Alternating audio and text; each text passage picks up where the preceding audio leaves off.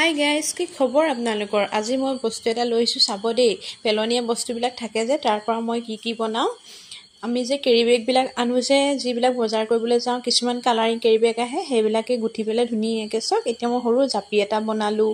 তাৰপিছত আৰু এটা অকণমানিকৈ বনাইছোঁ। এইটো আধা হৈ আছে। মানে এই কালাৰিং কেৰি বেগবিলাক মই পেলাই নিদিওঁ। কোমল কোমল কিছুমান আহে যে বজাৰ কৰিব গ'লে, মানে দিয়ে যে দোকানীয়ে, সেইবিলাক থৈ পেলাই মই মানে এইবিলাকে কৰি থাকোঁ।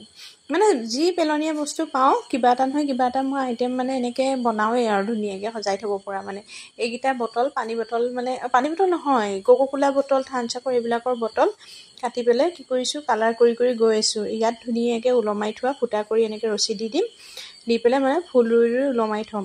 একদম মানে যেতিয়া ফুলখিনি ফুলিব দেখিয়ে ভাল লাগিব। মই মানে পেলনীয়া বস্তুবিলাকে কিবা নহয় কিবা এটা বনাই খুব ভাল পাওঁ, আৰু আমাৰ ছোৱালীও খুব ভাল পায় এনেকৈ মানে কৰি পেলাই। আপোনালোকেও এনেকৈ বনাই চাবচোন, সময় যদি থাকে আপোনালোকৰ।